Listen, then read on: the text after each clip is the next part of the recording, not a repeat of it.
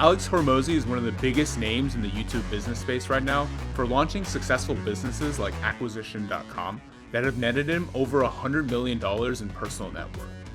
He just recently launched a book about this called $100 Million Lead that had over 500,000 people show up to the live event, which is absolutely insane because people don't even read books nowadays. Alex talks a lot about the power of singularity in business, which is focusing on one thing and continuing to do it for a long time, rather than doing too many things at once or changing your interests often, which is something that I'm definitely guilty of. As a young entrepreneur, I get so much value out of Alex's content, but I'm also at a stage in my life where I'm trying to find my one thing.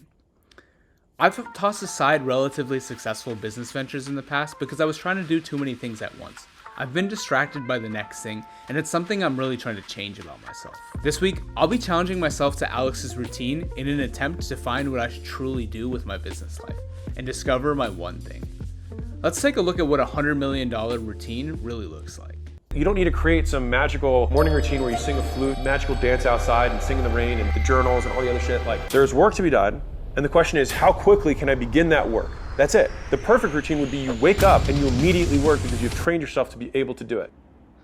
Well, damn. Alex talks about the idea that creating routine with all of these pre-preparation steps actually weakens you a lot because it makes you much more dependent on these external factors and takes away from the actual work you're doing. He shares the brutal thought that these things make it seem like you're being very productive when in reality you're not. And frankly, I'm pretty inclined to agree. When I used to do a routine like this, I had a morning that consisted of walking, journaling, reading, and meditating, all before I even sat down to do my first task. And I ended up realizing that I was spending so much mental energy in my day before I even actually started doing any work. Alex's lack of doing any of these BS morning routines is probably what gives him that singularity and that focus, and enables him to just spend his time doing actual work. It's the foundation for the rest of his day.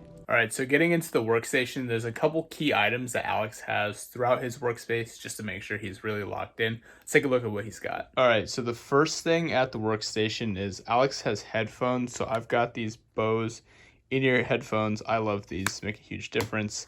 He's also got earmuffs he wears over the headphones, so I've got these Bose over ears that I'm going to stick over my ears over this. He's got his laptop.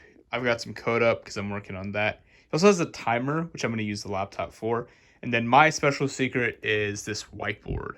Yes, I have an enormous whiteboard in my house. It goes a super long way. I love using it for brainstorming. Really, really helps when I'm doing some deep work. One of the things that really helps when you have a busy routine is to remove extraneous decision making.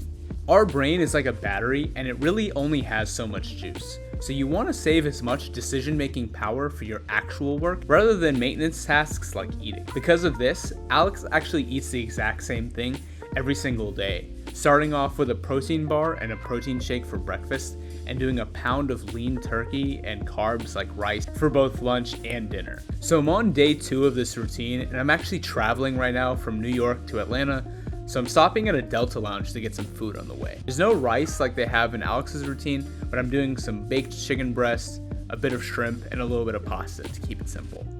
I normally eat pretty similar things most days anyway, so I kind of do like this routine, but I weigh them out and I usually track the calories. I don't have my food scale with me right now, so I'm sticking to a regular option like this, which does help me regulate my food a good bit. Apparently, Alex actually eats a ton of donuts too, and he'll just take them from wherever he can get. Do you always take donuts from people? Yeah. Always. Strangers, dogs sometimes. It's like in their mouth. Okay. I see a donut rack here, but I'm probably gonna have to skip for today. Alex's workday consists of 2 halves, the first of which has a few key meetings and the second which contains a few hours of deep work. These meetings include Leadership meeting, pipeline review, book meeting, and I have a bi-weekly with 2 of our teammates that I try and do with some of the non-executive team. And you do that every day? You try and block up until like noon or 1? Yeah. If you're anything like me, your day probably doesn't have the same set of meetings, but the point is to take this time to strategize for future opportunities. Nowadays, productivity content is inundated with people trying to sell you on the next big business opportunity like Amazon FBA or drop shipping. And if you're an ambitious person who wants to change their life, this can be really confusing. Honestly, some of this is what gives me the anxiety and the lack of focus. and what really tries to take me away from my main goal. In order to emulate Alex's leadership meeting, I'm going to be taking the time to focus on a 1 and 3 year roadmap for what I think my career should look like. For a pipeline review, I'm going to spend this looking through emerging opportunities in the market, learning skills like AI or what things I think can be useful to me in the future. I don't have a book meeting, but I am using the time to sync with a YouTube and content coach so I can learn more about how to bring good content to the industry. And the bi-weekly networking call helps me with people both in my day job and outside to learn what things I should focus on over the next 6 to 8 months. I want to make sure I develop the right skills, and getting the guidance from these people will help me along the way. Within the last 2 months, I received a major promotion at work and finished a 6-month software bootcamp, and instead of taking some time to celebrate, I immediately jumped into the next business opportunity. And I found myself, without surprise, burning out pretty quickly. I was chasing for the next big thing, unsure really of where I was going, and not taking time to think about what I truly wanted to do. This is why taking these sets of reflective meetings was so helpful to me. All right, so I'm on day 5, and honestly, the hardest thing about the challenge so far has just been waking up every day at 5 a.m. It is pretty hard to just wake up and sit down and get to work. It is really productive. The morning hours, nobody's reaching out to me. And so I love being able to just focus by myself and get a few hours of work done. But it's still really, really tiring. I have also been running a lot. And so that just drains a lot of my energy. And so I do meditate a good bit. I do force myself to go on a little bit of walks. But stopping at 5 p.m. is the hard thing. And waking up at 5 a.m. is definitely the other hard part. The second half of Alex's workday is centered around one thing: focus. Spending hours a day doing deep work is more than just a routine.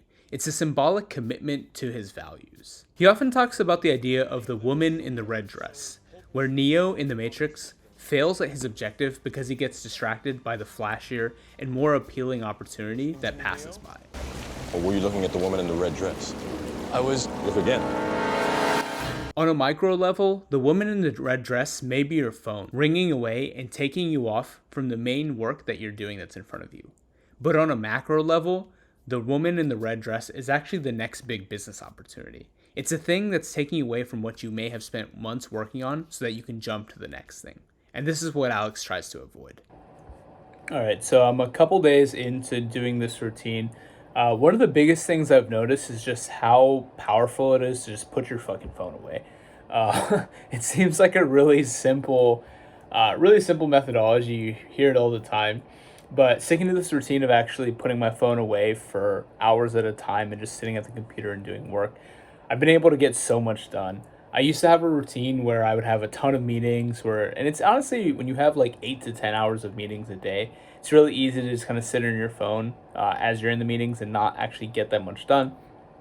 But putting it away when I don't have those meetings anymore has just enabled me to unlock my time so much more. I'm able to just spend 50% more of my day just actually getting the hard work done. I'm doing a lot of document writing right now, and so I really need that focus. And I just feel like it's added so much value. So I'm going to record this vlog and then put this phone away. So the 7 days have gone by, and I've discovered so much. This has honestly been one of the most productive weeks of my life.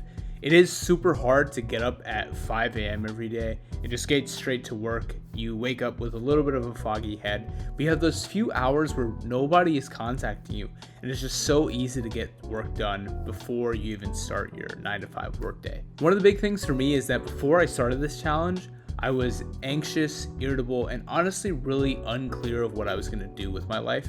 I knew I was just looking for the next opportunity, honestly changing my mind almost every single day, thinking this is the next big opportunity, this is the next one, without any real clear direction. This week, spending that time doing that deep reflection and planning meetings has given me some focus in the next 6 to 9 months of my roadmap to see what skills I should really be learning. There's so many skills that I think I want to learn and I need to do before I can make a big jump into business, such as marketing, sales, and really, I was trying to learn it all at once. Setting my time aside to do it in the way I have now has added a lot of value. Alex's routine, frankly, isn't the sexiest, but a routine isn't about cold plunges, green smoothies, or any of the frills. Rather, successfully executing on your routine is like depositing in the bank. It's a repetition of excellence in its most basic form and a commitment to yourself and the singularity of your vision by any means necessary. Thanks for watching.